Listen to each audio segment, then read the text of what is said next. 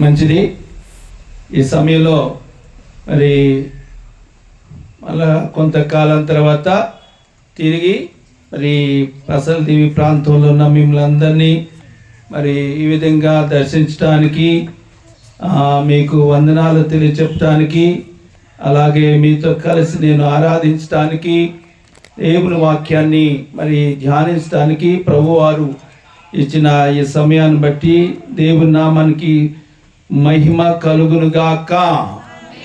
ఆమేన్. ఎట్టున్నారు మీరందరూ? అందరూ బాగున్నారు కదా? మరి మీ గురించి మేము మా ప్రార్థనలో జ్ఞాపకం చేసుకుంటూనే ఉంటాం.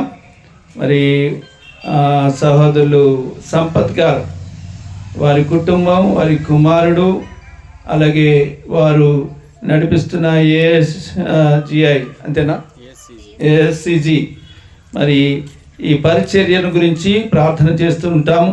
అలాగే బ్రదర్ వినోద్ గారు, వారి నిమిత్తం ఇక్కడ సంఘ కాపరిగా ఉంటూ మరి ఈ బాధ్యతలన్నీ కూడా ఏఎస్సిజి తరఫున పసల దీవి ప్రాంతంలో ఘనమైన దేవుని యొక్క సేవా కార్యక్రమాలు జరిగిస్తున్నటువంటి వినోద్ బ్రదర్ని కూడా నేను అభినందిస్తున్నాను. మరి చివరి దినాలలో మరి దేవుని సేవ అంటే యవనస్తులు ఎవరు రారు. మరి బ్రదర్ వినోద్ అయితే యంగ్స్టార్ గుండి కూడా మరి చక్కగా దేవుని పని చేయటానికి ఉత్సాహంగా, మరి ఎక్కడ కూడా నామోషి పడక పాస్టర్ అని చెప్పుకోవడానికి చాలామంది సిగ్గుపడతారు. అవునా కాదా? అంటే ఈయనకేం డబ్బులు రావులే, అది ఈయన దగ్గర ఏమి ఉండవు అని చాలామంది తక్కువ అంచనా వేస్తారు. అలాంటి దినాల్లో మరి చక్కగా బ్రదర్ వినోద్ను దేవుడు బలపరిచి మరి ఇంతవరకు కూడా నడిపిస్తూ వస్తున్నారు. మరి బ్రదర్ వినోద్ను బట్టి నేను ఎంతో ప్రభువును స్తుతిస్తున్నాను. మంచిది. నేటి వాక్య ధ్యానం కొరకు మరి మనకు పాంప్లెట్లో, మరి నాకు పంపించిన పాంప్లెట్లో చెప్పబడిన మూలవాక్యం ఏంటి అంటే యోనా గ్రంథంలో 1వ అధ్యాయము 6వ వాక్యాన్ని మనం చదువుకుందాం. ఎవరైనా చదువుతారా? అప్పుడు ఓడనాయకుడు అతని యొద్దకు వచ్చి, ఓయి నిద్రపోత, నీకేమి వచ్చినది? లేచి నీ దేవుని ప్రార్థించుము, మనము చావకుండా ఆ దేవుడు మన యందు కనికరించునేమో నేను. చాలమ్మ. ఇది మూలవాక్యంగా మరి మనము చూస్తున్నాం. మీ యోనా గురించి పెద్దవాళ్ళకి పెద్దగా తెలవదు. ఎవరికి బాగా తెలుసు అంటే చిన్న పిల్లలకి తెలుస్తుంది యోనా గురించి. యోనా గురించి పాట పాడతారు, యోనా గురించి కథలు వింటారు, యోనా గురించిన మంచి ఆ యొక్క చరిత్రను గురించినటువంటి ఫోటోలు లేకపోతే బొమ్మలు కూడా ఉంటాయి. వాటిని బట్టి వారు యోనా అనగానే చేప మింగిన యోనా అనేది చాలామందికి వారికి గుర్తుంటుంది. కానీ పెద్దవాళ్ళకి అంతగా తెలియదు.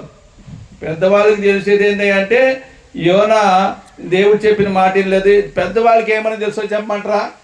ఇదే తెలుసు. ఏది? ఓయి నిద్రపోతా, దేవుడి మాట వినకుండా మరి ధిక్కరించి ఆయన మరి ఒకవైపుకి చేస్తూ ఇంకో వైపుకి వెళ్ళిపోయి దేవుని మాటకు అవిధేయుడైన యోనాగా ఉన్నాడు. ఆయన అవిధేయతను బట్టి అక్కడ ఉన్న వారందరూ ఆయన్ని నిద్రపోతా అని అన్నారని అంతవరకు తెలుసు. అయితే ఈరోజు మనము యోనా గురించినటువంటి పూర్తి చరిత్ర మనం తెలుసుకునే ప్రయత్నం చేద్దాం. మరి మీరు మరి అన్నడు వినని సందేశం ఇది. నేను హైదరాబాద్ నుంచి మూట కట్టుకొని మీ దగ్గరికి తీసుకొని వచ్చాను. ఈ సందేశాన్ని మీరందరూ కూడా శ్రద్ధగా ఆలకించవలసిందిగా మనం చేస్తున్నాను. ఈ యోనా గురించి, ఈ యోనా గ్రంథంలో ఉన్న సంగతులను వివరించే ముందు దీని వెనకాల ఉన్న మరి నేపథ్యం అంటే బ్యాక్గ్రౌండ్ నేను చెప్తాను, వినండి. దీని బ్యాక్గ్రౌండ్ అంతా ఏంది అంటే సర్వ సృష్టికర్త అయిన దేవుడు, వింటున్నారా? సర్వ సృష్టికర్త అయిన దేవుడు నినేవే అనే ప్రాంతములో ఉన్న ప్రజలను రక్షించాలని అనుకున్నాడు. నినివే అనే ప్రాంతంలో ఉన్న ఆ పట్టణ ప్రజలందరినీ కూడా దేవుడు రక్షించాలని అనుకున్నాడు అనమాట. సో రక్షించాలని దేవుడు అనుకున్నప్పుడు ఆయన ఊరికినే వారిని రక్షించలేడు. ఆ ప్రజలు రక్షణలోకి రావాలి అంటే వారు దేవుని యొక్క సువార్త వినాలి. అవునా కదా? సువార్త నమ్మిన వారు రక్షించబడతారు. సో ఇప్పుడు వీళ్ళు రక్షించబడాలని దేవుడు కోరుకున్నాడు, మారుమనసు పొందాలని దేవుడు కోరుకున్నాడు. అయితే వీరికి సువార్త చెప్పే వాళ్ళు ఎవరు అని వెతుకుతా ఉన్నాడు. ఎవరు వెళ్తారు, ఎవరిని పంపిద్దామని దేవుడు ఆలోచన చేస్తూ ఆ ఆలోచనలో దొరికిన వ్యక్తే యోనా. మీకు అర్థమైందా? మరి పరిశుద్ధ గ్రంథంలో మరి ఇక్కడ యెషయా మొదలుకొని మలాకీ గ్రంథం వరకు ఉన్న ప్రవక్తలలో 16 మంది ప్రవక్తలు ఉన్నారు. ఇంకా వీరు కాకుండా ఇంకా వేరే ప్రవక్తలు కూడా ఉన్నారు. మరి ఇంతమంది ప్రవక్తలు ఉండగా యోనానే దేవుడు ఎందుకు ఎన్నుకున్నాడు? మీకేమైనా తెలుసా? ఇప్పుడు ముందు నేనేం చెప్పాను? ఈ నినివే అనే ప్రాంతముల పట్టణములో ఉన్న ప్రజలను దేవుడు రక్షించాలనుకున్నాడు. రక్షించాలనుకున్న తర్వాత ఆయన డైరెక్ట్గా ఆయన ఏది చేయడం, ఆయన కింద ఈ సేవకులు, యాజకులు, ప్రవక్తలు, న్యాయాధిపతులు, రాజులు, మరి అపోస్తలులు, సువార్తికులు, ఇలాంటి వారు, ఉపదేశకులు అనే వారు ఉండాలి. అది ఆయన క్రమం. ఆ క్రమంలో ఇప్పుడు దేవుడికి ఎవరు కావాల్సి వచ్చారంటే ఒక ప్రవక్త కావాలి. అయితే వెతకగా దొరికిన వ్యక్తే యోనా. అయితే ఇంకొక కారణం కూడా చెప్తా వినండి. ఎందుకంటే మీకు కొన్ని ఇప్పుడు టైం ఎంత అవుతుంది బ్రదర్? 12:35. ఎంతసేపు చెప్పమంటారు? చెప్పదు బ్రదర్. గంట సేపు చెప్పాడు కానీ గంట సేపు వద్దులే. మీరు బాగా ఇప్పటికే వెయిటింగ్లో అలసిపోయి ఉన్నారు. ఒక 45 నిమిషాలు ఎంత అవుతుంది బ్రదర్? అప్పుడు 1:15 కల్లా నేను ముగించేస్తాను.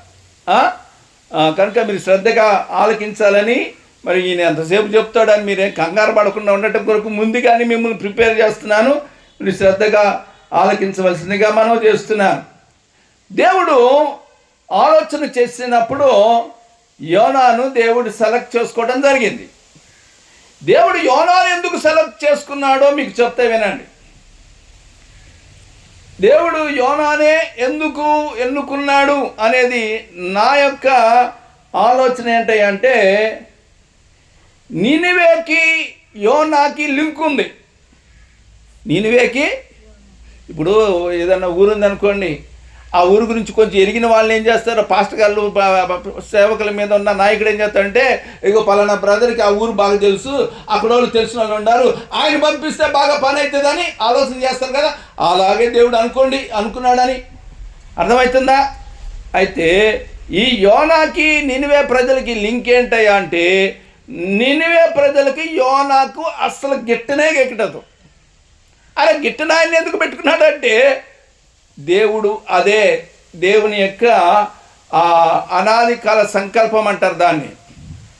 ఇప్పుడు చూడండి, మనకు గిట్టని వాళ్ళ దగ్గరికి వెళ్ళి, అర్థమవుతుందా, మీరు వాళ్ళని బ్రదర్, సిస్టర్, మీరు మా మందిరానికి రండి, ఈరోజు మా ఇంట్లో దావత్ అవుతుంది, మా ఇంట్లో ఫంక్షన్ అవుతుంది, మా చర్చిలో మీటింగ్ అవుతుంది అని మీరు ఎవరికైనా చెప్పగలుగుతారా? మీకు గిట్టిన వాళ్ళండి, మీకు శత్రువులు. అసలు మీరంటే అగ్గి మీద గుగ్గిలమయ్యేవాళ్ళు. అలాంటి వారికి మీరు వెళ్ళి బ్రదర్ వందనాలండి, వందనాలయ్య గారు బాగున్నారా అని చెప్పి, మా మీటింగ్ ఇప్పుడు పలానా రోజు ఉంది, మీరు తప్పకుండా రావాలి అని చెప్పగలుగుతారా మీరు? అదే మరి ఎవరో ప్రాబ్లం. అర్థమవుతుందా? ఆయన కూడా చెప్పలేకపోయాడు. అలాంటి ఆయనను పట్టుకున్నాడు యేసయ్య. అర్థమవుతుందా? మరి ఆయనతో పని అట్టయితుందంటే, దేవుడు ఏదైనా చేయగలిగిన సమర్థుడైన దేవుడు. ఆమేన్, హల్లెలూయా. ఎవరితోనైనా దేవుడు తన కార్యాన్ని నెరవేర్చుకోగలిగిన సమర్థుడైన దేవుడు. దేవుడు యోనాకు ఒక పాట నేర్పించాలనుకున్నాడు. అది ఉద్దేశం. యోనాకు పాఠం నేర్పించాలి, రెండోది నినివే ప్రజలు రక్షించబడాలి. అర్థమవుతుందండి? ఆ రెండింటి ద్వారానే ఈ యోనా గ్రంథం రాయబడింది. ఇప్పుడు యోనా గ్రంథం గురించి ఎన్ని అధ్యాయాలు చూడండి ఒకసారి. యోనా గ్రంథంలో ఎన్ని అధ్యాయాలు ఉన్నాయి? 4 అధ్యాయాలు ఉన్నాయి. ఈ 4 అధ్యాయాలు ఈజీగా గుర్తుపెట్టుకుంటానికి చెప్తా మీకు. అసలు ఈరోజు మనం ఏం ప్రార్థన ఇది ఇంతకీ? ఇప్పుడు బోర్డు ఏమి రాస్తుంది? గట్టి చెప్పండి. ఎందుకు మీరు ఉపవాసం ఉంటారు కాబట్టి మెల్లగా చెప్తున్నారా? ఇది ఉపవాస ప్రార్థన. అబ్బా నిజంగా నేను మూడోసారి ముచ్చటంగా చెప్తున్నాను. You are going to be blessed. మీరు దీవించబడిన వారు.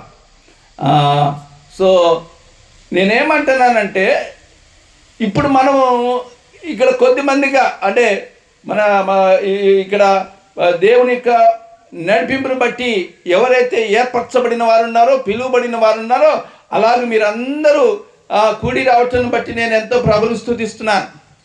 ఈ యోనా గ్రంథంలో 3వ అధ్యాయంలో ఒక ఉపవాస ప్రార్థన జరిగింది.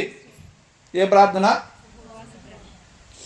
ఇప్పుడు మీ ఉపవాస ప్రార్థనకి మనందరి ఉపవాస ప్రార్థనకి ఇక్కడ ఉపవాస ప్రార్థనకి చాలా తేడా ఉంటుంది. ఇక చూడండి 5వ వచనం 3వ అధ్యాయము యోనా గ్రంథం 3వ అధ్యాయం 5వ వచనంలో అక్కడ రాయబట్టింది చూడండి. నీనివే పట్టణము వారు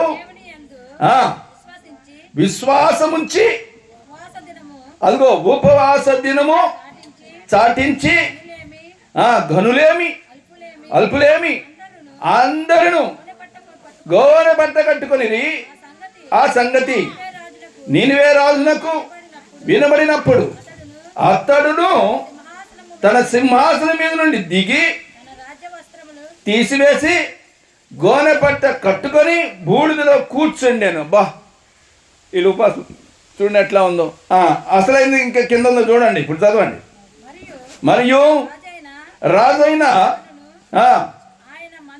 రాజును తన మంత్రులను ఆజ్ఞయ్యగా ఒకవేళ దేవుడు మనసు తిప్పుకొని పశ్చాత్తాప్తుడై మనము లయము కాకుండా తన కోపాన్ని చల్లార్చుకొను గనుక అదిగో చూడండి. ఇప్పుడు చూడండి ఉపవాసం ఇక్కడ రాసింది. మనుషులు ఏది పుచ్చుకొనుకోకూడదు, అది ఉపవాసం అని ఇక్కడ చెప్పబడింది. పశువులు కానీ, ఎద్దులు కానీ, గొర్రెలు కానీ మేత మేయకూడదు. వీళ్ళు కాదు అసలు. అసలు నినివే పట్టిన మనుషులు మాత్రమే కాదండి, పశువులు, గొర్రెలు, ఎద్దులు ఏం చేయాలంట? వాటికి కూడా బంద్ అంట. అసలు వీళ్ళు ఉపవాసం అసలు మామూలు ఉపవాసం కాదు. విరోధ్ గారు అసలు కింద రాసి ఇంకా కొంచెం ఒక అడుగు కిందకి వెళ్తే ఇంకా చూడండి అక్కడ ఏం రాసిందో. దానిపైన ఏమనందంటే మేత మేయకూడదు, నీళ్లు తాగకూడదు. అబ్బా నీళ్ళు కూడా పెట్టలేదండి వాటికి. అంటే వాళ్ళకి పెట్టకపోతే మరి నీళ్ళు కూడా లేనట్టేగా. అర్థమైందా? గొర్రెలకి ఈ పశువులకి లేనప్పుడు మరి వీళ్ళకి కూడా లేనట్టే కదా. మరి ఇప్పుడు వాళ్ళ ఉపాసన ఎట్టుందంటారు?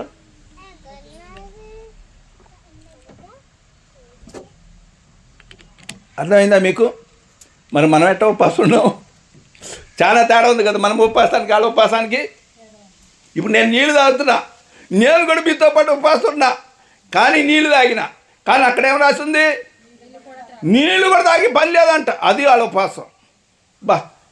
మరి దేవుడు మరి మెచ్చుకోకపోతే ఏం చేస్తాడండి? అసలు వీళ్ళు ఎందుకు ఉపవాసం ఉన్నారో తెలుసా?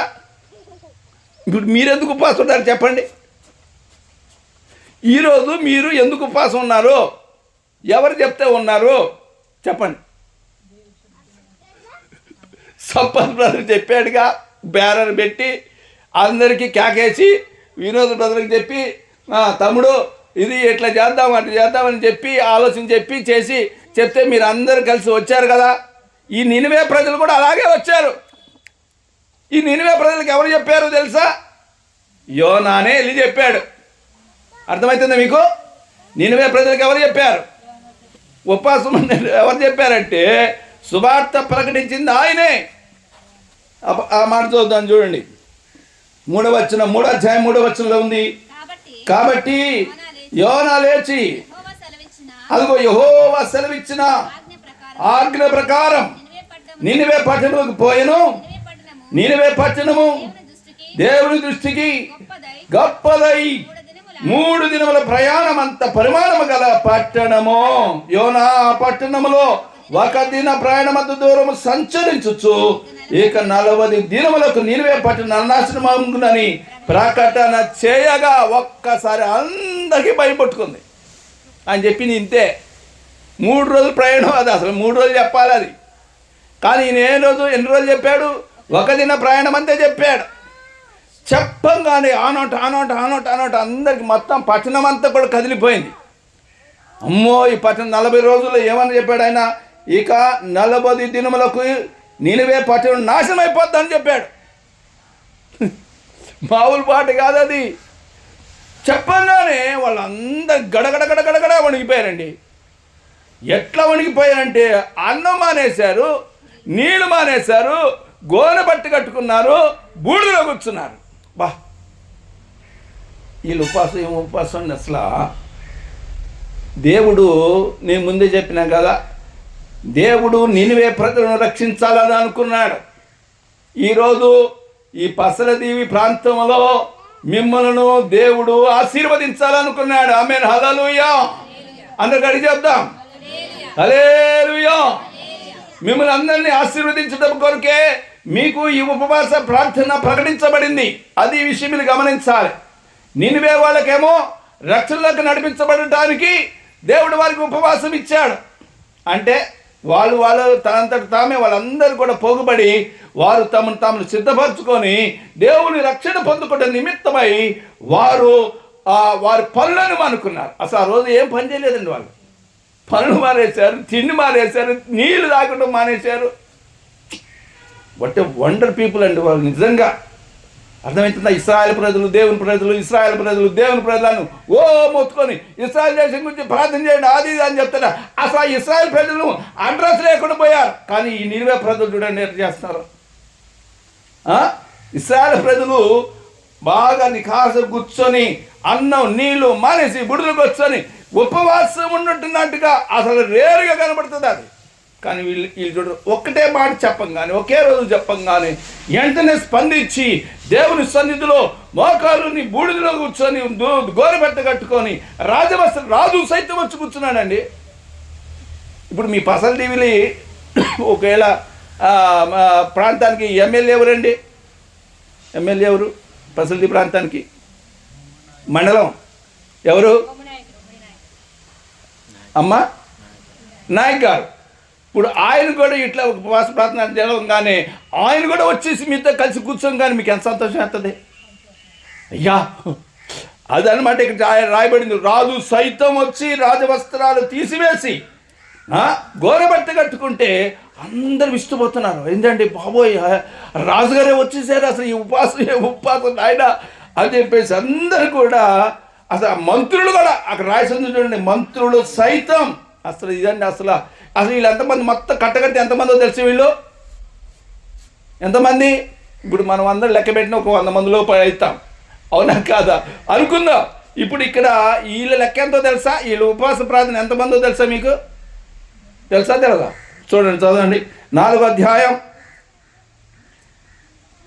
11వ వచనం చదవండి. అయితే 120,000 కంటే ఎక్కువై కుడి ఎడమలు ఎరగని జనము బహు పశువులు గల ఈ నినివే మహాపురము విషయములో నేను విచారపడవద్దా అని యోనాలతో నేను సెలవిచ్చినను రాస్తుంది. అండ్ ఎంతమంది ఆ పట్టణ ప్రజల యొక్క పాపులేషన్ ఎంత అంటే 120,000 మంది కంటే ఇంకెక్కువ. అర్థమవుతుందండి? ఆ ప్రజల గురించి దేవుడేమన్నాడు అంటే కుడి ఎడమలు ఎరగని ప్రజలు అంటున్నాడు. అర్థమవుతుందా? కుడి ఎడమలు ఎరగనంటే వారు దేవుని గురించిన అవగాహన లేని ప్రజలు, అమాయకంగా దేవుని గురించిన ఆ జ్ఞానంలో అమాయకత్వాన్ని కలిగి ఉన్నారు.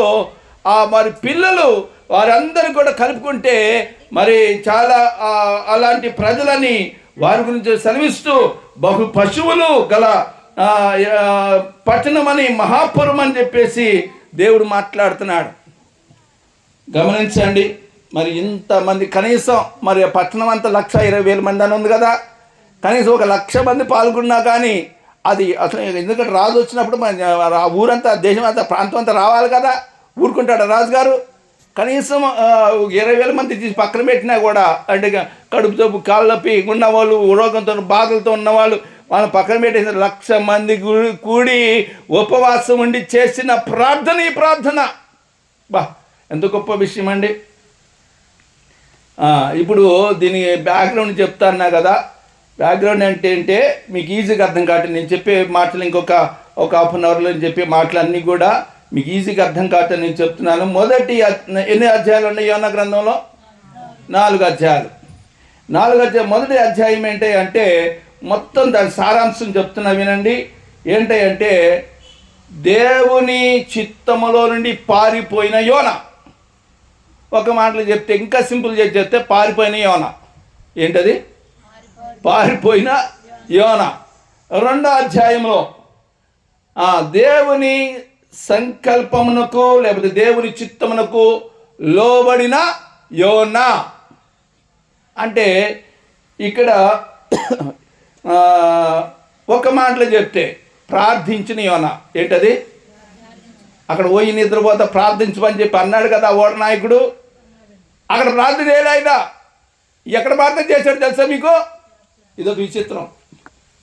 అన్ని ప్రార్థనలు వేరే ఉంటాయి, ఈయన ప్రార్థన వేరే ఉంటుంది. ఈయన భూమి మీద చేయలేదు. ఈయన అగాధంలో, మరి సముద్ర అగాధంలోకి వెళ్ళి, చేప కడుపులోకి వెళ్ళి అక్కడ చేశాడు ప్రార్థన ఈయన. ఆహా, ఎంత గొప్పవాడండి ఈయన. గమనించండి. 2వ అధ్యాయానికి మనము ఈజీగా అర్థం చేసుకుంటే ఏం చెప్పాను? దేవుని చిత్తమునకు లోబడిన యోనా. ఒక్క మాటలో చెప్తే ప్రార్థించిన యోనా. మొదటిది ఏంటి? పారిపోయిన యోనా. రెండోది ఏంటి? ప్రార్థించిన యోనా. 3వ అధ్యాయంలోకి వస్తే దేవుని చిత్తమునకు జరిగించిన యోనా. దేవుని యొక్క చిత్తమును జరిగించిన యోనా అంటే ఇక్కడ ఏంటంటే ప్రకటించిన యోనా. ఒక్క మాటలో చెప్తే ప్రకటించిన యోనా. ఏం ప్రకటించాడంటే దేవుని సువార్తను ప్రకటించాడు. ఇకపోతే 4వ అధ్యాయానికి పేరేంటి అంటే మీకు ఈజీగా అర్థం కావటం చెప్తున్నాను. 4వ అధ్యాయంలో దేవుని చిత్తమును ప్రశ్నించిన యోనా. దేవుని చిత్తాన్ని ప్రశ్నించాడు ఈయన. అంటే ఒక మాటలో చెప్తే ప్రశ్నించిన యోనా. ఆమేన్, హల్లెలూయా. చూడండి, ఇప్పుడు మీకు ఒక్కొక్క విషయాన్ని స్పష్టంగా నేను చెప్పే ప్రయత్నం చేస్తాను. దీంట్లో ద్వారా మనం అనేక సంగతులు, అనేక ఆధ్యాత్మిక సత్యాలను మనం నేర్చుకోవలసిన వారమై ఉన్నాం. ఆమేన్, హల్లెలూయా. ఇప్పుడు చూడండి, దేవుడు మొదట నేనేం చెప్పినాను? దేవుని యొక్క సంకల్పం, దేవుని చిత్తంలో ఆయన ఒక కార్యం జరిగించాలనుకున్నాడు. అదేంటి అంటే అసలు ఈ పుస్తకాన్ని మొత్తం కలిపి 4 అధ్యాయాలు 4 మాటలు చెప్పాను. ఇవి గుర్తుపెట్టుకోండి. మొత్తం కలిపి ఒక మాట చెప్తానండి. ఈ పుస్తకం మొత్తం కలిపి ఒక మాట చెప్తా.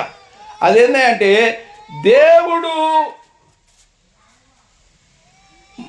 నినివే ప్రజల మార్పు కోరుకున్నాడు. అది మొత్తం దీని అంతా వెనకాలకున్న ఒక్క మాటలు చెప్తే. కానీ యోనా కూడా ఒకటి కోరుకున్నాడు. ఏంటి అంటే నినివే ప్రజల యొక్క తీర్పు కోరుకున్నాడు. నినివే ప్రజల యొక్క తీర్పు. దేవుడు ఏం కోరుకున్నాడు?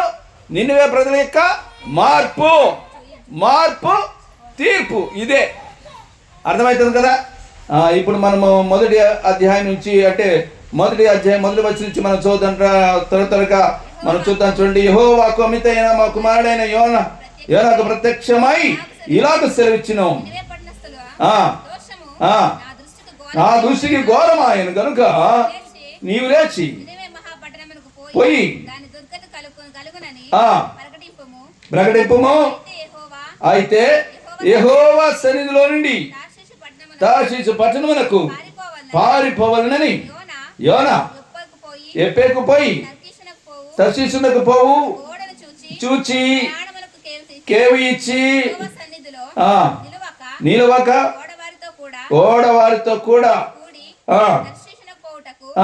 ఓడ ఎక్కేను.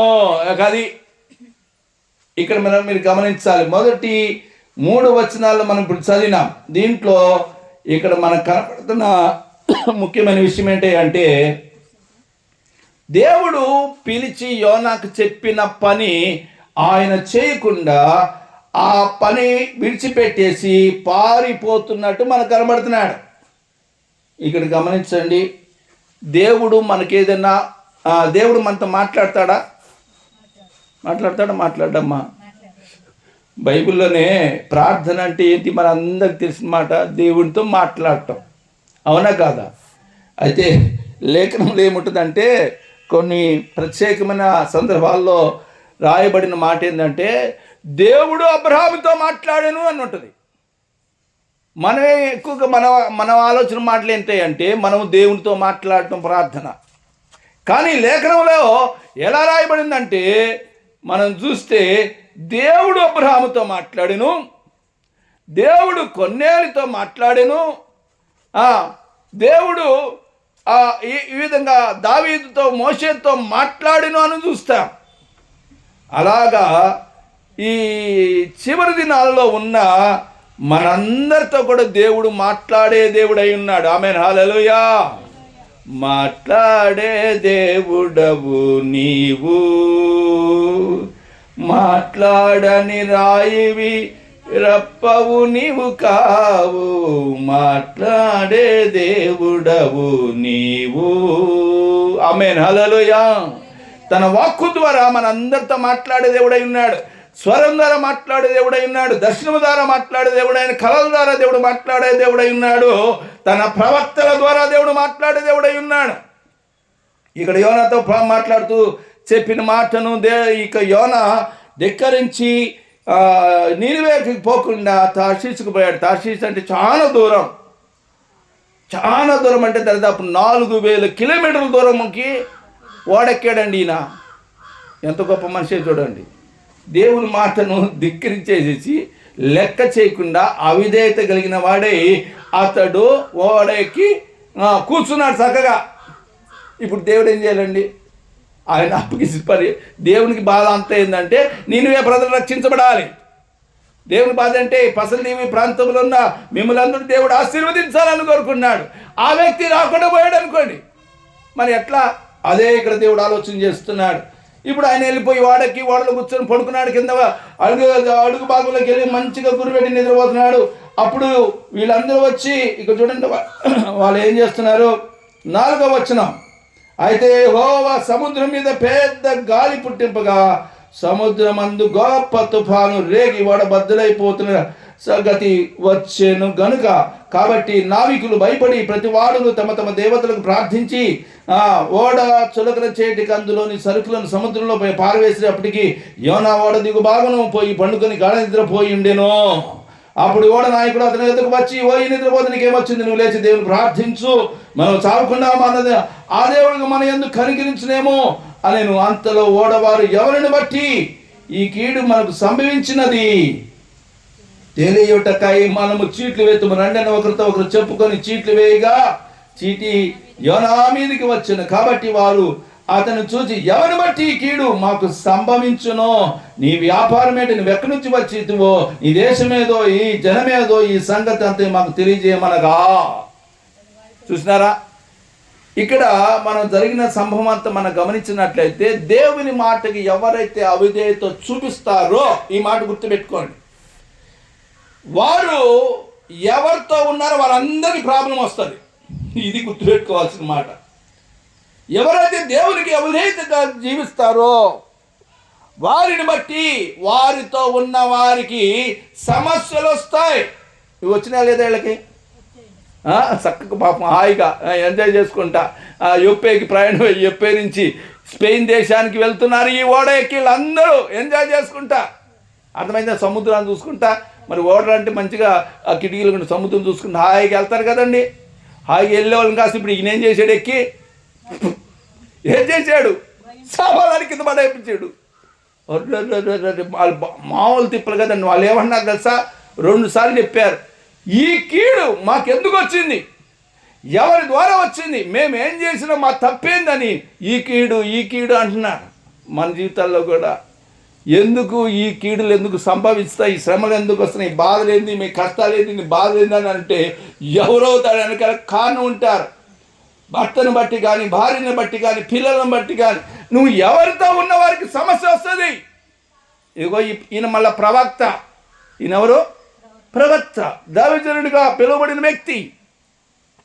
ప్రవక్త పేరు పొందాడు. ఈయన ప్రవక్త అంటే ప్రవచనం చెప్తే, జరగబోయే దాని గురించి చెప్తే అది నెరవేరితే అప్పుడు ఆయన నుంచి ఆయన ప్రవక్త అని పిలుస్తారు. ఒక్కసారికే కదా, అలా పలుమార్లు ఆయన చెప్తున్నప్పుడు ఆ మాట ప్రకారంగా జరుగుతూ వచ్చినప్పుడు దేవుడు మరి అక్కడ ఉన్న ప్రజలు కానీ దేవుడు ఆయనను ప్రవక్తగా నియమించి ఆ ప్రకారంగా వాడుకుంటూ ఉంటాడు. ఇక్కడ ఈ యోనా ఆయన అనే వ్యక్తి, ఈ ప్రవక్త ఆ దేవుని మాటనికి అవిధేయత చూపించిన వాడై అతడు వెళ్ళిపోయి వాడికేమొచ్చింది? తుఫాను వచ్చింది. ఆ సముద్రం అంతా ఉప్పొంగుతుంది. నువ్వు ఎక్కడ ఏలు పెట్టి కాలు పెట్టినా అక్కడ నీకేది కలిసి రాదు. వింటున్నారా? ఎవరితో ఉన్న వారితో నీకు సమస్య వస్తుంది. దేవునికి అవిధేయతున్న వ్యక్తి భర్తతో, భార్యతో వారు సమాధానంగా ఉండలేరు. అర్థమవుతుందా? ఎందుకు నువ్వు ఎంత సంపాదించినా అదంతా కూడా ఏమవుతుంది? చిరిగిపోయిన సంచులు వేసినట్టే అయిపోతుంది. నీ అవిధేయత కారణం చేత అదంతా కూడా నష్టానికి కొని తెచ్చుకున్నట్టు అవుతుంది. కనుక మనం గమనించాల్సింది ఏంటంటే మన ద్వారా, ఇదిగో చూడండి, ఈ కీడు యోనా మీదకి చీటి యోనా మీదకి వచ్చింది. వాళ్ళు ఏమంటారండి? కాబట్టి వారు అతను చూసి ఎవరిని బట్టి ఈ కీడు మాకు సంభవించును అని చెప్తున్నారు. అప్పుడు ఈ యోనా ఏమంటాడు తెలుసా? అది నా వల్లనే వచ్చింది అంటాడు. ఈయన ఎంత ధైర్యంగా చెప్తాడండి. ఆ మాట చదవండి. ఇదిగో 9వ వచనం చదవండి.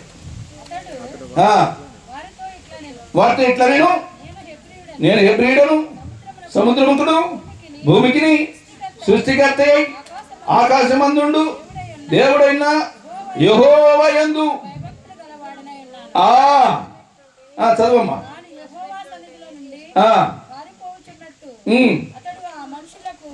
తెలియజేసి నేను కనుక వారు ఆ సంగతి తెలుసుకుని మరింత భయపడి నీవు చేసిన పని ఏమని అడిగిరి. అప్పుడు వారు సముద్రం పొంగుతున్నది, తుఫాను అధికమవుతుంది, సముద్రం మా మీదకి రాకుండా ఇమ్మనిచ్చినట్లు మేమేమి నీకేం చేయాలని అని అడగగా నన్ను బట్టియే, చూడట్లా చెప్తున్నాడు ఆయన, నన్ను బట్టియే ఈ గొప్ప తుఫాను మీ మీదకి వచ్చింది. చూస్తున్నారా? ఇప్పుడు ఆ వ్యక్తిని బట్టే కుటుంబంలో వాళ్ళకి అది వస్తుంది.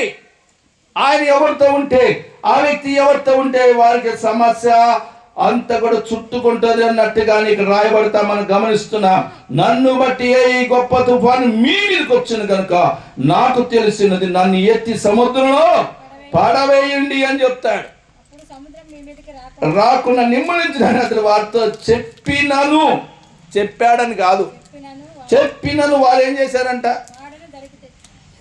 వాడను దరికి తెచ్చుటకు తెడ్లను బహు బలంగా వేసిరి. గాలి అతనికి ఎదురై తుఫాను బలము చేత సముద్రం పొంగియుండుట వలన వారి ప్రయత్నము వ్యర్థమాయను. చూడండి, గమనించండి. ఈ మధ్యాహ్న కాల సమయంలో మనం తెలుసుకోవాల్సిన సత్యం ఏంటి అంటే, ఇప్పుడు ఈయన చెప్పిన మాట వాళ్ళు వినాలా వద్దండి? ఇది వచ్చిందంతా నా వల్లే, ఇప్పుడు ఏం చేయండి, మీరు నన్ను తీసుకెళ్ళి సముద్రంలో పడేయండి అన్నాడా లేదా? మరి వాళ్ళు చెప్పినట్టు మరి ఆ ఓడ నాయకులు వాళ్ళందరూ చేయాలా వద్దా? కానీ వాళ్ళు చేయరు. వాళ్ళు ఏం చేస్తారంటే ఈ ఓడని ఎట్టగొట్ట మనం ప్రయత్నం చేసి వాళ్ళు అక్కడ ఏం రాసిందంటే తెడ్లను బహుబలంగా వేసిరి గాని గాలి తమకు ఎదురై తుఫాను బలము చేత సముద్రం పొంగి ఉండటం వలన వారి ప్రయత్నం వ్యర్థమైందంట. చాలాసార్లు మనం కూడా అదే చేస్తూ ఉంటాం.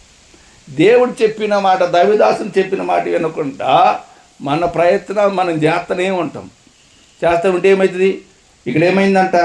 వారి ప్రయత్నం వ్యర్థమైపోతుంది. అది సఫలీకృతం కాదు. చెప్పిన మాట వినాలే. వినకపోతే, దేవుని మాటను వినకపోతే, ఆయన స్పష్టంగా చెప్తున్నాడు కదా, నేనే ప్రవక్తను, నేనే దేవుని యొక్క దాసుడను, నేను దేవునికి భయపడివాడును. ఆయన ఇక్కడ ఒక సాక్ష్యం చెప్తాడండి, గొప్ప సాక్ష్యం.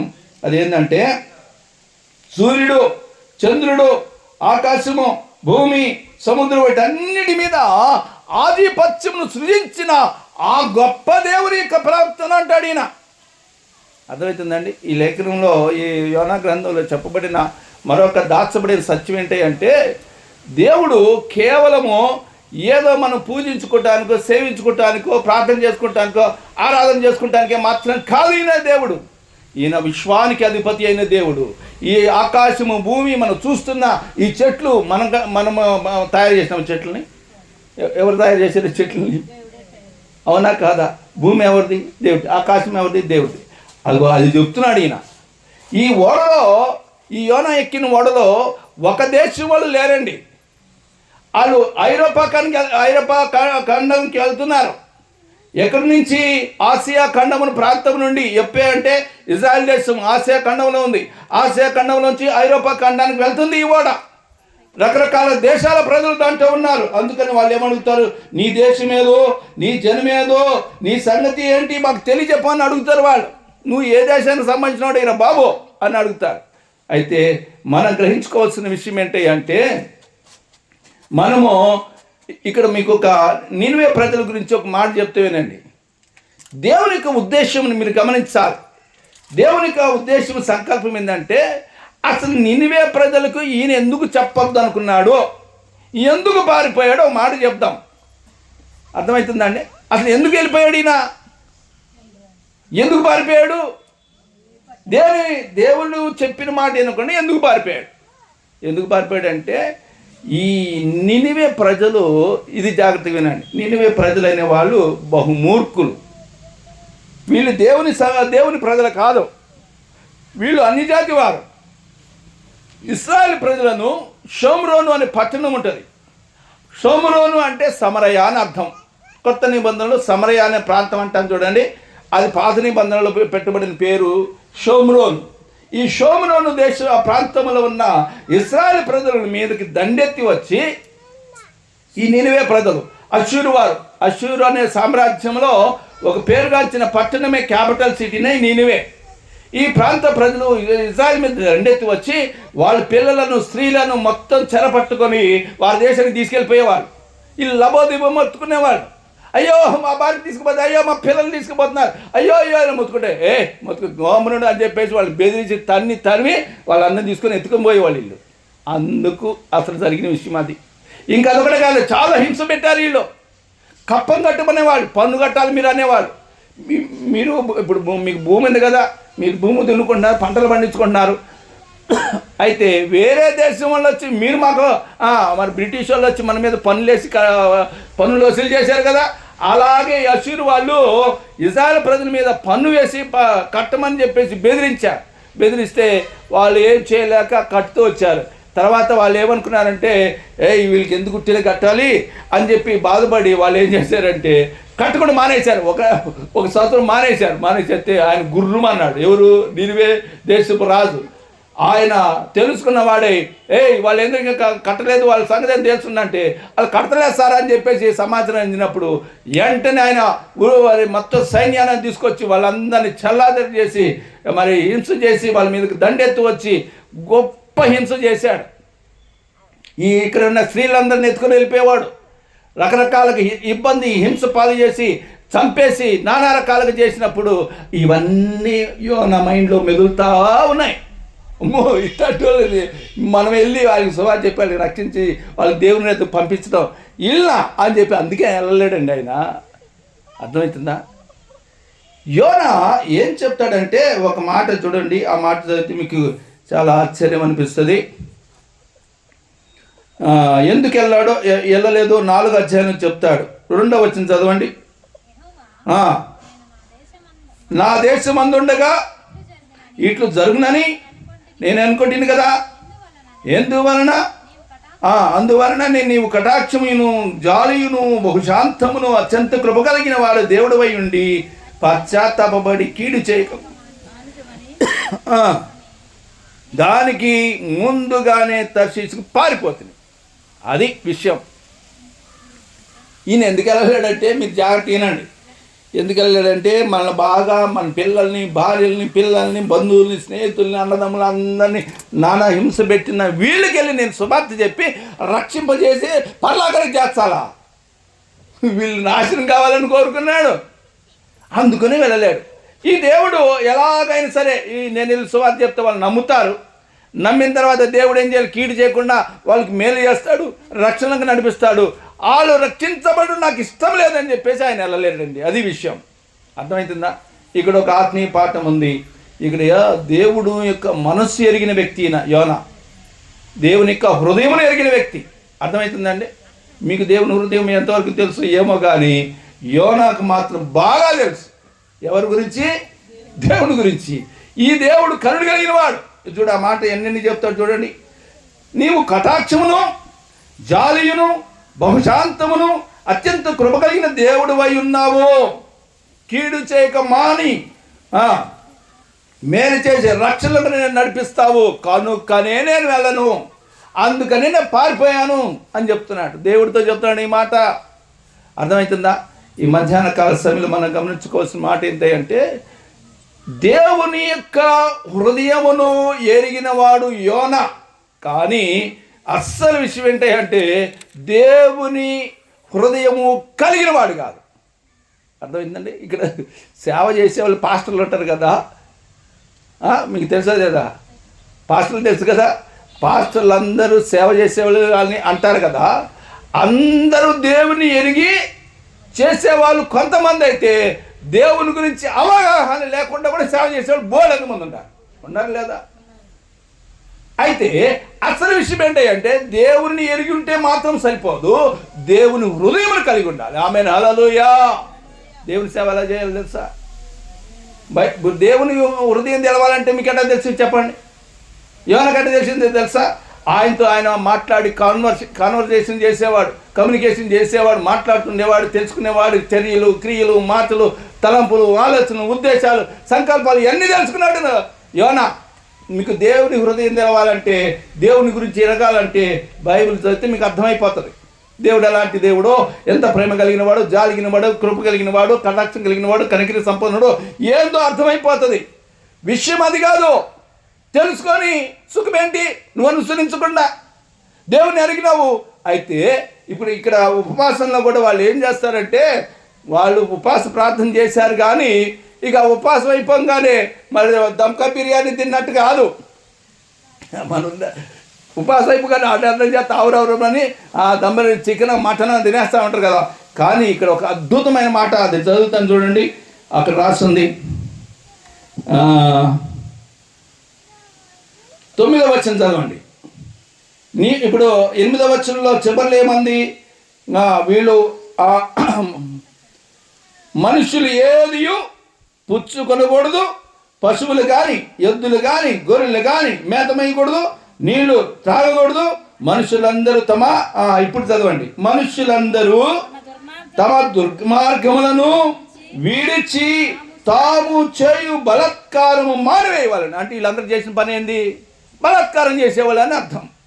బలాత్కారము మానివేయవలను, మనుషులేమి పశువులేమి సమస్తము గోనబట్ట కట్టుకునవలెను, జనులు మనపూర్వకంగా దేవుని వేడుకొనవలెను అని దూతలు నినివే పట్టణంలో చాటించి ప్రకటన చేశారంటండి. ఎంత గొప్ప విషయం అండి. ఉపవాసం ఉండగా సరిపోదండి, గతంలో చేసిన పాపాలు విడిచిపెట్టాలి. దేని కొరకైతే మీరు వేడుకున్నారో, ఏదైతే మీ లోపాలు ఉన్నాయో ఆ లోపాలు సవరించుకొని వాటిని చేయకుండా మానివేయాలి. ఆమేన్, హల్లెలూయా. నినివే ప్రజలు అదే చెప్తున్నాను. దేవుని ఆశీర్వాదం మన మీదకి రావాలంటే మళ్ళీ అన్ని పాపాలు పెట్టుకొని దేశము, అసూయ, కలహం, మత్సరం, డాగు, మన్ను, మశానం అన్ని పెట్టేసి దేవుని ఆశీర్వాదం రావాలంటే వస్తుందా? ఇక్కడికి రాయబడిన మాట అదే. ఏమనుందంటే, ఈ నినివే వారు 10వ వచనం చదువుతుందండి. ఈ నినివే వారు తమ చెడు నడతలు మానుకొనగా, ఇది గుర్తుపెట్టుకోండి. ఈ నినివే వారు తమ చెడు నడతలను మానుకొనగా, దుర్మార్గతను విడిచిపెట్టగా అని అర్థం. నడతలు మానుకొనగా వారు చేయుచున్న క్రియలను దేవుడు చూచాడంటండి. చేయదని అనుకున్న కీడు చేయక మానేను. ఆమేన్, హల్లెలూయా. ఇంత గొప్ప విషయం అండి ఇది. ఈ మధ్యాహ్న కాల సమయంలో మనం కూడా ఉపవాస ప్రార్థన చేస్తూ ఉన్నాం. నినివే ప్రజలు కూడా ప్రార్థన చేస్తున్నారు, ఉపవాసం ఉన్నారు, తినట్లేదు, నీళ్లు కూడా తాగట్లేదు కనీసం. అలా వీళ్ళ ఇంట్లో ఉన్న పశువులు, మేకలు, గొర్రెలు, ఏవైతే ఎద్దులు, పశువులు ఏవైతే వాటికి కూడా బంధు. గడ్డి వేయట్లేరు, మేత వేయట్లేరు, నీళ్ళు కూడా పెడతలేరు. బా అసలు అది ఆ ఉపవాసం చూస్తుంటే దేవుడు చూశాడండి, అబ్బా ఎంత మంచి ఉపవాసం ఉన్నారంట వీళ్ళు అని చెప్పేసి వెంటనే కనికరం చూపించి దేవుడు ఏం చేశాడట, చేయాలనుకున్న కీడు చేయక మానేను. ఆమేన్. ఇది ఎలా జరిగింది? యోనానే చేశాడు. యోనా వెళ్ళి ప్రకటన చేయక. ఈ మధ్యాహ్న కాల సమయంలో చివరికి ఒక మాట, నేను నా సందేశం అయిపోయింది, 45 నిమిషాలు అయిపోయింది ఇప్పటికీ. నేను ముందుగానే చెప్పాను. చివరికి మనం గ్రహించుకోవాల్సిన మాట ఏంటి అంటే, మనందరికీ దేవుని గురించి తెలుసు. దేవుని గురించి పాటలు పాడతాం, ప్రార్థన చేస్తాం, ఆరాధన చేస్తాం, స్తుతి చెల్లిస్తాం. కానీ శత్రువులను క్షమించటం మన చేతన అవుతుందా? అదే ఈరోజు మనం చేయాలి. ఆమేన్. హల్లెలూయా. చూడండి, దేవుడు ఇది చివరిలో ఇది చెప్తాను, ఇది ముగింపు, ఫైనల్ కంక్లూజన్ నేను చెప్తాను. దేవుని ప్రజలు అని బైబిల్లో మనం ఎక్కడ చూసినా ఏమని కనిపిస్తుంది అంటే, ఇశ్రాయేలులే దేవుని ప్రజలు అని ఉంటుంది. మన మిగతా వాళ్ళందరూ ఎవరన్నట్టు? దేవుని ప్రజలు కాదన్నట్టు. అవునా కాదా? మనం ఎవరు అన్నట్టు? మన జనులు అని అర్థం. దేవుని ప్రజలు ఎవరు? ఇశ్రాయేలు. కానీ దేవుడు ఒక వాగ్దానం చేశాడు. ఎవరికి? అబ్రహాంకి. ఏం వాగ్దానం చేశాడో, అక్కడ ఏముందో దానికి కారణమే నినివే ప్రజల రక్షణ అని మనం గ్రహించాలి. ఆది కాండము 12వ అధ్యాయము ఈ మాట చూడండి.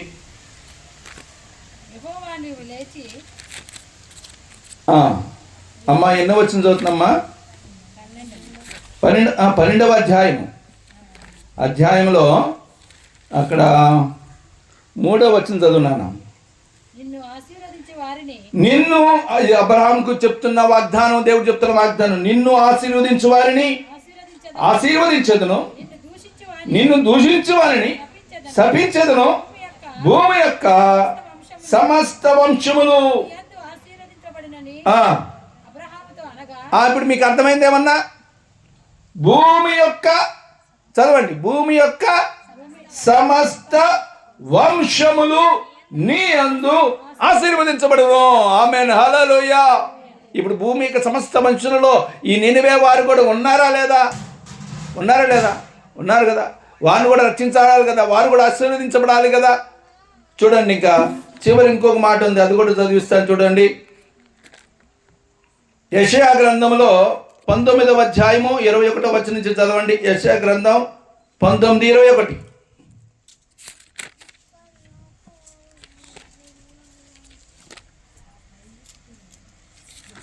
త్వరగా చూడండి అమ్మా, నేను పేపర్ చెప్తా ఉన్నాను. ఐగుప్తీయులు, ఇప్పుడు ఐగుప్తు అంటే ఏంది? మనం ఏం చెప్తాం? వాళ్ళు లోకస్తులు అంటాం. అవునా కాదా? ఐగుప్తు వాళ్ళు అంటే ఎవరన్నట్టు మన భాషలో? ఎవరు వాళ్ళు? అన్ని జనులు, లోకానుసారులు అంటాం ఐగుప్తు అనగానే. మరి దేవుని ప్రజలు అంటే ఎవరు అంటే కానాను అంటాం. ఇక్కడ దేవుడు ఏం మాట్లాడుతున్నాడు చూడండి. ఐగుప్తీయులు తెలుసుకున్నట్లు యెహోవా తన్ను వెల్లడిపరుచుకొనును. ఆ దినమున ఐగుప్తీయులు యెహోవాను తెలుసుకొందురు. వారు బలి నైవేద్యములు అర్పించి ఆయనను సేవిస్తారు, యెహోవాకు మొక్కుకుంటారు, తాము చేసుకుని మొక్కుబడులు చెల్లిస్తారు. యెహోవాని కొట్టును, స్వస్థపరచబడిన ఐగుప్తులను కొట్టును. ఎందుకు కొడతాడంట? స్వస్థపరచబడవలనని. వారు యెహోవా వైపు తిరగగా ఆయన వారి ప్రార్థన అంగీకరించి వారిని స్వస్థపరచును. ఆమేన్. హల్లెలూయా. తర్వాత ఆ దినమున, అదిగో చూడండి, జాగ్రత్తగా రండి. ఇక్కడ ఐగుప్తు నుండి అషూరునకు రాజమార్గమైన పరచబడును. అషూరీయులు ఐగుప్తీయులు అషూరునకు వచ్చుచూ పోవచ్చునుంటారు. ఐగుప్తీయులు అషూరులు యెహోవాను, ఎవరెవరో యెహోవాను సేవిస్తారంట? ఐగుప్తీయులను అషూరీయులను యెహోవాను సేవిస్తారు. ఆమేన్. హల్లెలూయా. నినివే వాళ్ళు అనగా అషూరీలే. తర్వాత కంటిన్యూషన్ 24వ వచనం అమ్మా. ఆ దినమున ఐగుప్తు అషూరీయులతో కూడా 3వ జనమై భూమి మీద ఆశీర్వాద కారణంగా ఉండును. ఆమేన్. హల్లెలూయా. సైన్యములకు అధిపతికి యెహోవా, నా జనమైన, ఈ మాట చదవండి, నా జనమైన ఎవరంట? ఆయన జనం అండి. మనం ఇప్పుడు వరకు ఏమనుకుంటాం? ఐగుప్తులు అన్ని జనులు, ఐగుప్తులు లోకస్తులు, ఐగుప్తులు విశ్వాసులు కాదు, ఐగుప్తులు అవిశ్వాసులు. ఇప్పుడు దేవుడు ఏమన్నాడు? ఐగుప్తులు ఏమన్నాడు? నా జనం. అయ్యా మీరు ఒప్పుకుంటారా? తర్వాత చదవండి. నా చేతుల పని అయిన అశ్షూరీయులారా, నా స్వాస్థ్యమైన ఇశ్రాయేలు. వాళ్ళతో కలిపేసాడా లేదా? కలిపేసాడా లేదా? ఇప్పుడు మోయాబు అనే దేశం ఉంది. ఆ దేశం ఎవరు? బహు భయంకరమైన ప్రజలు. కానీ రూత్ ఎవరు చెప్పండి? మోయాబు అలా కాదా? ఇప్పుడు మోయాబు నుంచి దేవుడు ఏం చేశాడు? ఇశ్రాయేలుతో కలిపేశాడా లేదా? కలిపేస్తే పుట్టిన సంతానము రూతుకు, బోయాజుకు పుట్టిన ఓబేదులో నుంచి యెషయా కుమారుడు దావీదు. ఇప్పుడు దావీదు ఎవరన్నట్టు? దావీదు ఎవరయ్యంటే మోయాబీలకు, ఇశ్రాయేల్ ప్రజలకు పుట్టిన సంతానంలో నుంచి వచ్చినవాడు. ఇప్పుడు కలిపేశాడా లేదా? కనుక మనం ఇక్కడ ఉంటున్న మనం కూడా, క్రైస్తవులైన మనం కూడా, ఈ అనుజనులైన వారు మనం ఏమంటారంటే వాళ్ళు దేవుని ప్రజలు కాదని అనకూడదు. మనం అర్థమవుతుందండి? వాళ్ళందరూ దేవుని ప్రజలే, దేవుని సంతానమే. వారందరి గురించి మనం ప్రార్థించేవారు ఉండాలి. ఆమేన్, హల్లెలూయా. వారు హిందువులైనా, వారు ముస్లింలైనా, వారు ఏ మతస్థులైనా, చైనీయులైనా, జపనీయులైనా, అమెరికా వాళ్ళు, చైనా, అలాగే ఏ దేశం వారైనా, ఏ జాతి వారైనా, ఏ కులం వారైనా, ఏ మతం వారైనా అందరూ దేవుని ప్రజలే. మీకు అర్థమవుతుందా? కనుక శత్రువులను సైతం సహించి వారిని ప్రేమించి వారికి సువార్త చెప్పే బాధ్యత ఈ యోనా గ్రంథంలో నుంచే దేవుడు తెలియపరిచాడు. ఆమేన్, హల్లెలూయా. మనకు భూమి మీద శత్రువులైన వారు ఎవరు ఉండకూడదు. అర్థమవుతుందండి? శత్రువులైన వారు ఎవరు ఉండకూడదు. మనం అందరినీ క్షమించాలి, మనం అందరినీ ప్రేమించాలి, అందరికీ దేవుని సువార్తను ప్రకటించాలి. లేకపోతే మనం చేసిన ఉపవాసం అంతా బూడిదలో పోసిన పన్నీరు అయిపోతుంది. మరి యోనాని దేవుడు ఏం చేశాడు? యోనా ఇంకా మనం చెప్తే చిన్న అద్భుత కార్యాలండి. ఇప్పటికే టైం అయిపోయింది. ఈ మధ్యాహ్న కాల సమయంలో ఒకటే చివరిగా చెప్పదలుచుకుంది, దేవుని హృదయమును తెలుసుకోవటం కాదు, దేవుని హృదయం కలిగి జీవించాలి. ఆమేన్, హల్లెలూయా.